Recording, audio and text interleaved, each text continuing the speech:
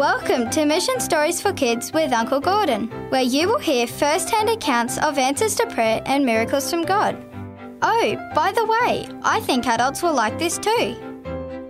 Hi boys and girls, lovely to be able to talk to you today. Uncle Gordon here. I wish you could come and sit a little bit closer, but you listen good. I have in my hand a watch. It's a big heavy metal watch. It has on the front of it Rolex.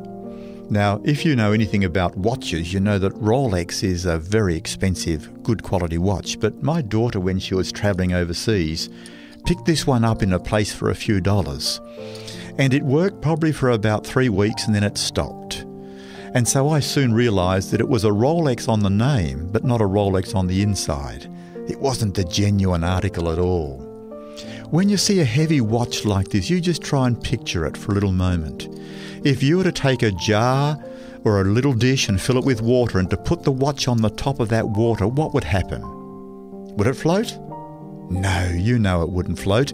It would just sink straight to the bottom very quickly, no matter what you did to that water, even if it was salt water, which is a little bit denser than normal water, it would still sink straight to the bottom.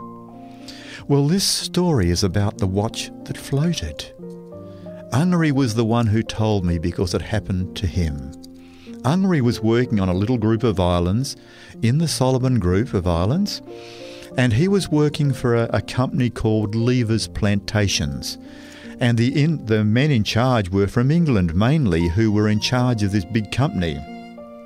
Ungary's job was he was the captain of a little motor yacht. And that little boat that he used to drive, used to be the captain of, he would hook up a whole lot of trailer boats to the back of it. And his job was to go from one island to another to collect all the coconuts that were being gathered from those islands and bring them back to the main wharf.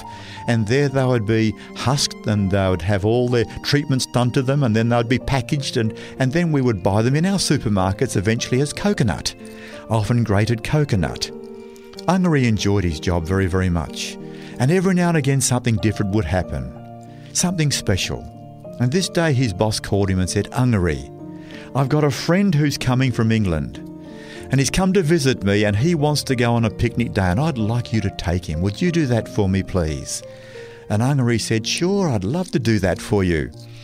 And so he unhitched all his little trailer boats and tied them to the wharf and prepared the little motor yacht that he had for this man and his wife and the children. And they came down to the wharf and he helped them all on board and then off he chug in that little diesel engine boat off to a beautiful little island, which I had been on for a picnic as well.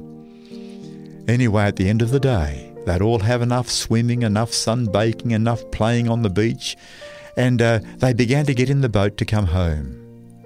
When they got home, Ungary said goodbye to them and said, "I hope you've all had a good day," and they all headed off, and the next morning they got on another little boat and headed off back to Honiara to fly back to England. After they had gone, the boss called him. He said, "Ungary, I'm just so disappointed in you. Why did you steal that man's watch?" And Ungary swallowed and he said, "What? What do you mean steal that? I haven't touched that man's watch. I haven't even seen that man's watch." "No, he said that you had stolen his watch." But why would he say that?" He said, "Well, he had his watch and he put it in his shoe when he went to go for a swim. And then when he got back here to the wharf and he went to get his watch out of his shoe and it wasn't there anymore. And you were the only one there who wasn't family. So you must have stolen his watch. I'm sorry, Ungary, I'm very disappointed in you. I'm going to have to sack you." And Ungary protested. He said, "But boss, you know I'm a Christian. I wouldn't touch anything that's not mine. I wouldn't steal anything. You know it. I wouldn't do that kind of thing.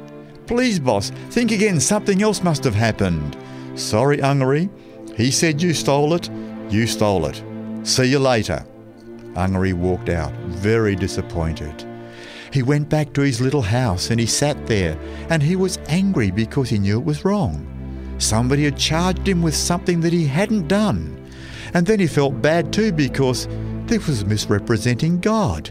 He always wanted to stand true to God at all times, and now this other man has gone back to England thinking that this man who's supposed to be a Christian steals. That wasn't fair. He didn't know what to do. And he began to talk to God about it, and all of a sudden he had a little thought. Go back to the island. So he quickly ran down to the wharf and jumped into his little boat that still wasn't tied up to any other little passenger boats, all the other little trailer boats that were there, and he went back to the little island, and he drove right up onto the edge of the beach where he had the day before. When he got there, he said a little prayer. God, if this watch is here, please help me find it. Then he walked along the beach on one side of the boat, way along the beach to as far as you thought anybody had ever run. And then he stepped up another metre up the beach and then walked back all the way, watching in the sand carefully all the time in case the watch was there on the beach somewhere. Then he turned around and went up another metre and then walked back and forth along the beach. When he had covered the whole beach, he went to the other side of the boat and did the same. And it was now getting near dark. And he thought, well, it's too late to see. I need to go.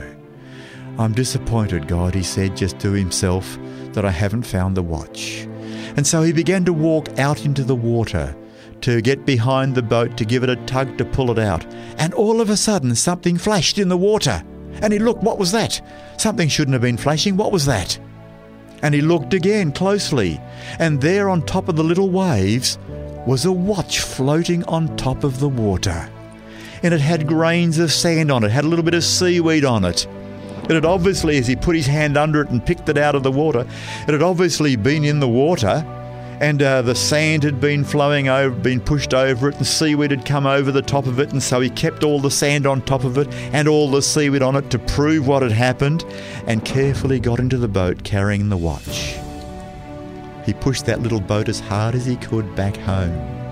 And as soon as he had tied the boat up to the wharf and turned the motor off, he rushed straight up to the boss's house. He didn't even knock at the door as he always would. He just opened the door and rushed in. And there they all were sitting at the table having their evening meal.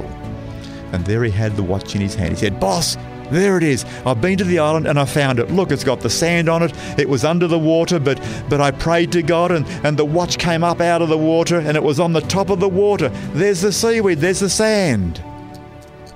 And the boss looked at him. He said, "Ungary, I am so sorry. I blamed you for something that I knew you wouldn't do. I have known you were a Christian all along, but I didn't know how else to respond to my friend's comment. So, Ungary, sorry, you are reinstated. Thank you so much for being so honest." So Ungary started work again, so pleased that God had intervened for him. But the story didn't end there. A couple of weeks later, he received a letter from the man in England. And the man in England had written his little letter saying, "Ungary, I could see you were a Christian.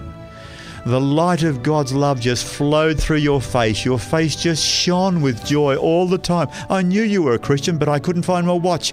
As I was getting in the boat with the watch in my shoe, I must have turned a little bit and the watch fell out as I was getting in.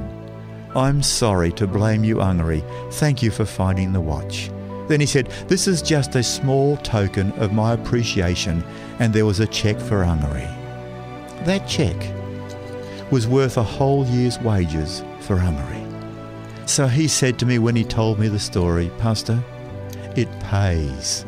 It pays to be true to God." So boys and girls, when sometimes you might be tempted to steal or to say something that's not true, remember that it always pays. Always pays. It mightn't be money, but it will be a satisfaction, a peace, a joy in knowing that you've done the right. You've said the right thing. You've represented God each day. God bless as you live for Him.